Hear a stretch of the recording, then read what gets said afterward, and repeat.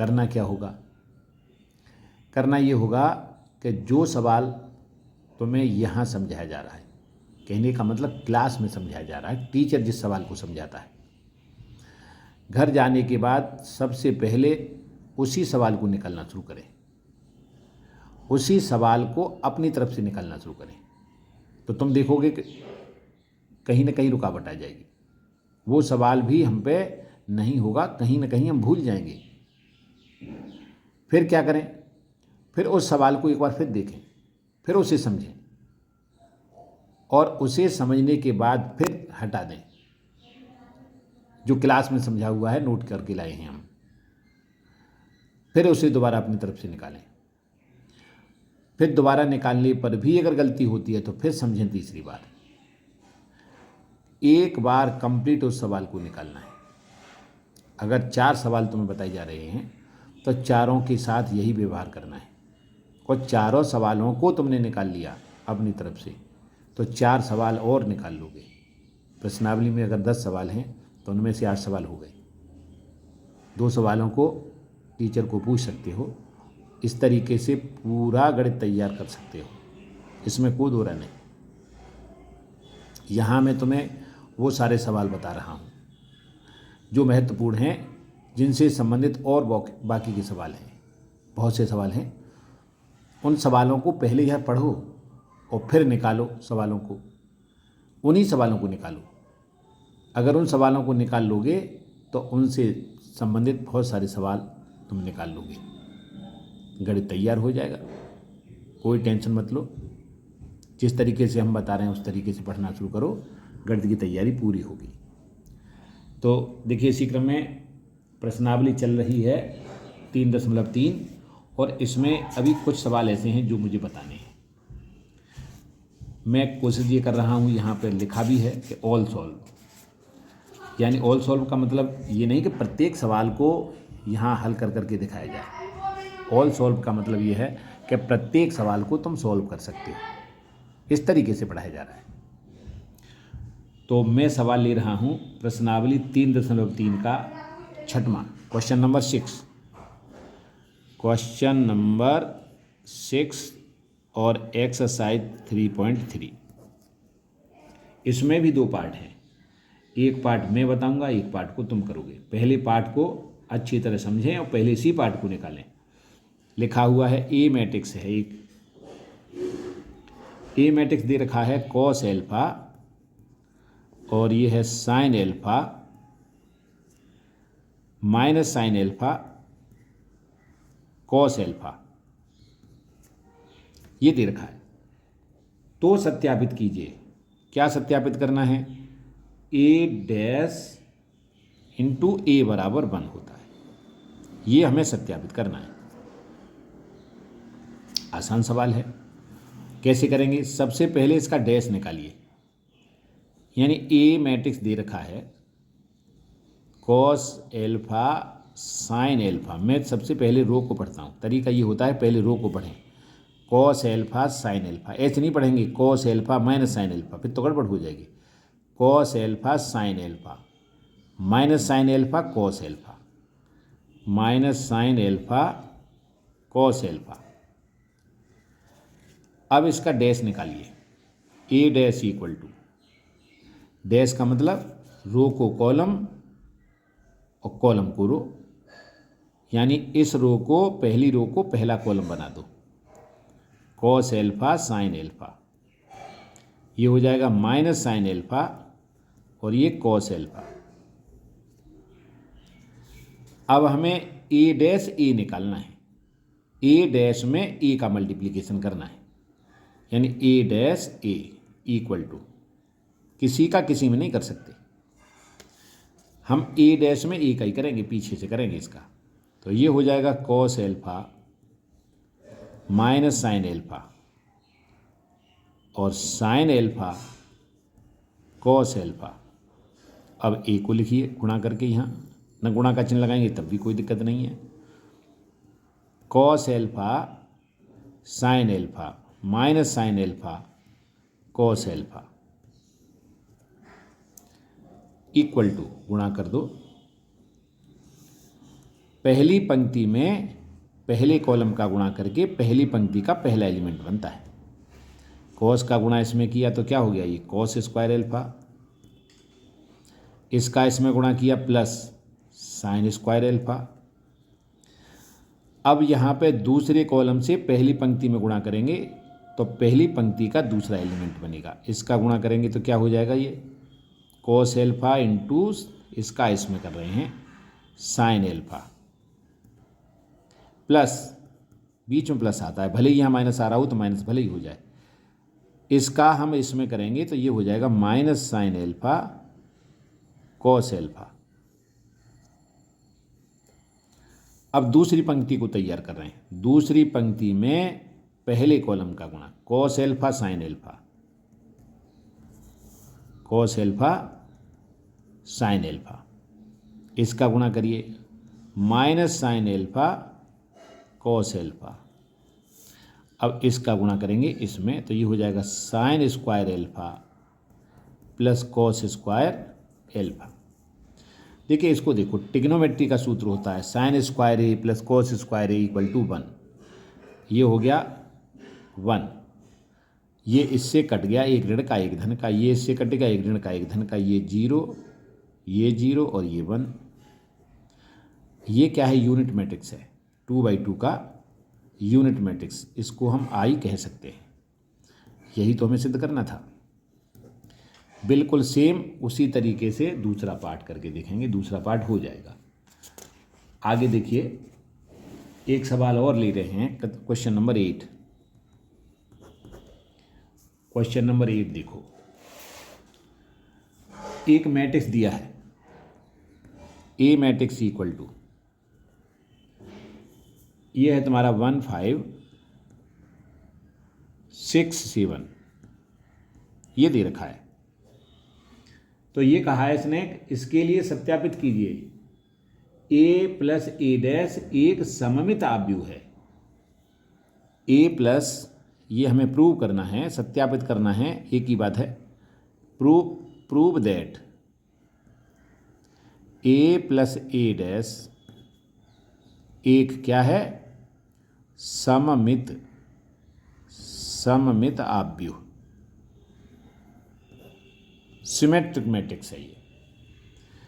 अच्छा, पहले तो हमें ए डैश चाहिए। देखो ए तो है हमारे पास, ए डैश नहीं है तो ए डैश निकाल लेते हैं। ए डैश चाहिए तभी तो जोड़ पाएंगे। अच्छा, ए डैश का मतलब पहली रो को पहला कॉलम बना देंगे, 1 और 5 आ जाएगा ये। दूसरी रो को दूसरा कॉलम बना देंगे, 6 और ये 7। अब दोनों का जोड़ कर रहे हैं, a plus A dash equal to क्या हो जाएगा। देखिए ये संगत अवयव हैं, इनको जोड़ा जाएगा, ये हो जाएगा 2, इसको इसके साथ जोड़ा जाएगा 11 11, इसको इसके साथ जोड़ा जाएगा 11, इसको इसके साथ जोड़ा जाएगा 14। ये कैसा मैट्रिक्स बना, ये सममित आव्यूह है, तो इसका डैश यही मैट्रिक्स बन जाना चाहिए। हम निकालते हैं इसका डैश, यानी यहीं कर देता हूँ मैं। देखिए a प्लस ए डैश का डैश इक्वल टू, तभी तो पता चलेगा कि ये सममित आव्यूह है या नहीं है। तो पूरा जो मैट्रिक्स बनाया है ये वाला, इसका तो नाम है ये, इसका हमें क्या करना है, परिवर्त करना है, परिवर्त आव्यूह बनाना है। इसको जो का त्यों रखेंगे, इसको इधर ले जाएंगे तो ये हो जाएगा 11, और इसको हम जो का त्यों रखेंगे इधर, इसको हम इधर लाएंगे। कहने का मतलब ये कहिए कि पहली रो को पहला कॉलम बनाया हमने, तो इसको यहाँ ले आए। देखो ये 2 तो यहीं रहेगा, ये 11 इधर आ जाएगा। इसी तरीके से तो हम करते आ रहे हैं। दूसरी जो रो है इसको हम क्या करेंगे, दूसरा कॉलम, तो 11 यहाँ चला जाएगा और 14 यहीं आ जाएगा। देखो इन दोनों में कुछ अंतर आया, कुछ अंतर नहीं आया। इसका मतलब ये मैट्रिक्स और ये मैट्रिक्स दोनों समान हैं। a plus A dash, a plus A dash का डैश, अगर ये मैट्रिक्स बराबर आते हैं तो ये एक सममित आव्यूह होगा। अर्थात ये लिखना पड़ेगा, ए तथा ए डैश सममित आव्यूह है। ये सममित। 10वां सवाल, निम्नलिखित आव्यूहों को एक सममित आव्यूह तथा एक विषम सममित आव्यूह के योगफल के रूप में ज्ञात करो। देखिए, हमने एक सूत्र बताया था, अगर तुम्हें ध्यान रहा हो तो हमने एक सूत्र बताया था कि किसी आव्यूह को सममित आव्यूह और विषम सममित आव्यूह के रूप में हम तोड़ सकते हैं। और उसके लिए हमें क्या करना होता है, एक सूत्र है हमारे पास। यानी क्वेश्चन नंबर 10 इम्पोर्टेंट सवाल था और ये इसको छोड़े दे रहे हैं हम। एक सूत्र है a equal to 1/2 a plus a dash plus 1/2 a minus a dash. A matrix को ये सममित आव्यूह है, सममित आव्यूह, और ये विषम सममित है, विषम सममित आव्यूह। देखिए, विषम में यहाँ पेची रेखा बनाइए, सममित आव्यूह।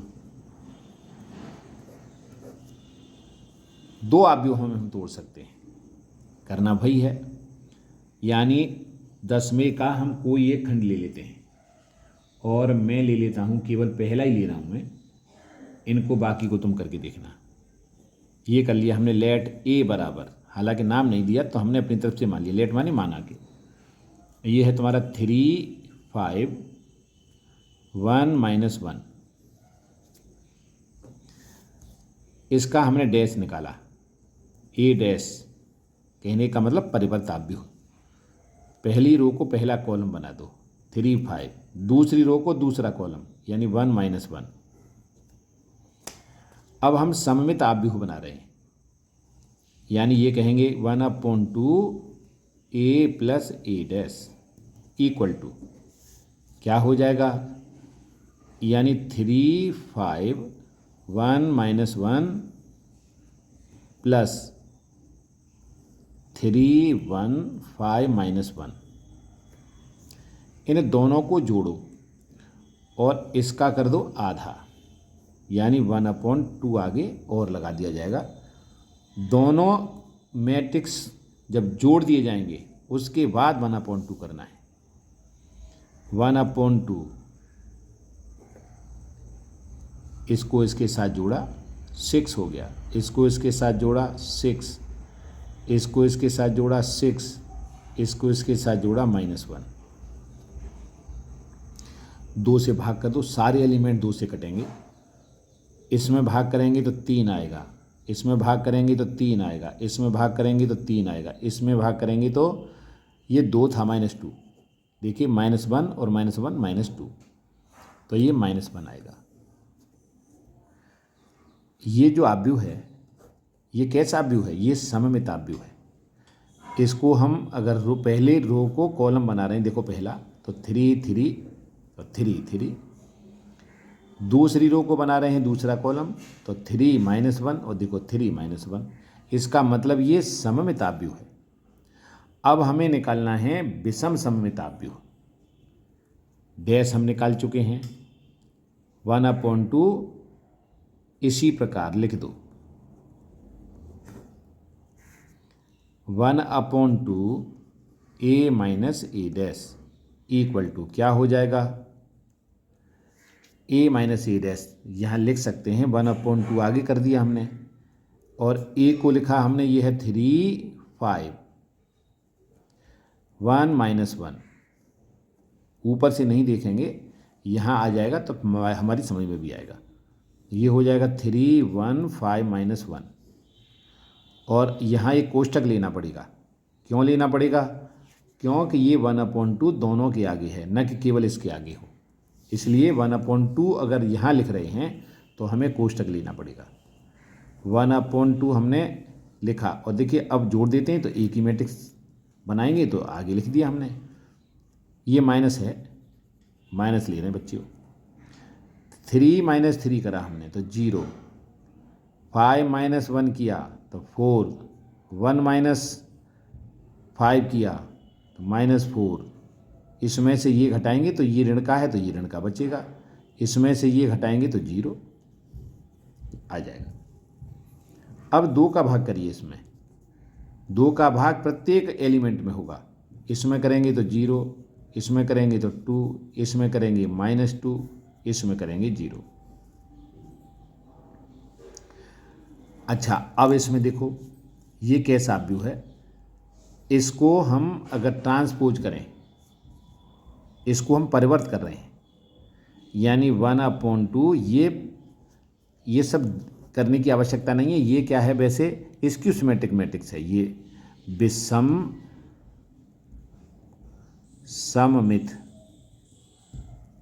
आव्यूह है। ये आंसर तो यहीं खत्म होता है, लेकिन हम इसकी जांच करके देखना चाहते हैं कि ये विषम सममित है या नहीं है।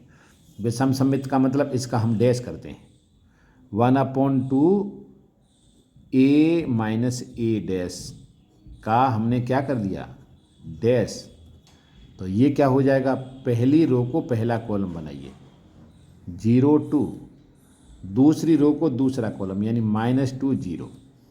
देखिए ये नहीं आया, इसमें से ऋण का कॉमन लेना पड़ेगा, माइनस कॉमन लेने के बाद ये बनेगा, यानी 0 2 -2 0। ऋण कॉमन लेने के बाद ये बना है ये वाला मैट्रिक्स। इसका मतलब ये हो गया कि ये ऋण 1/2 a माइनस ए डैश आया। इसका मतलब ये विषम सममिताव्यूह है। ये ऊपर वाला सममिताव्यूह था ये वाला, और ये विषम सममिताव्यूह है। किससे प्राप्त किया है हमने, दोनों को जोड़ दिया जाए, इससे प्राप्त किया है। दोनों को अगर जोड़ देंगे तो इनका योगफल a के बराबर आ जाएगा। इन दोनों को जोड़ें तो ये a आ जाएगा। देखो जोड़ के भी दिखाते हैं। ये है तुम्हारा, यानी a ज्ञात करना चाह रहे हैं हम। ये है 3 -1 प्लस, इसको मैं जोड़ता हूँ तो ये हो जाएगा तुम्हारा 0 और 2, और ये है तुम्हारा, ये है -2 0 बराबर कितना आया, ये 3 5 1 -1। यही तो ए था। इसका मतलब हमारा सवाल सही है, सत्यापित हो चुका है। प्रश्नावली खत्म हो गई बच्चों। अगली प्रश्नावली एक और है, इसमें अभी 3.4, और इसमें हमें क्या करना है,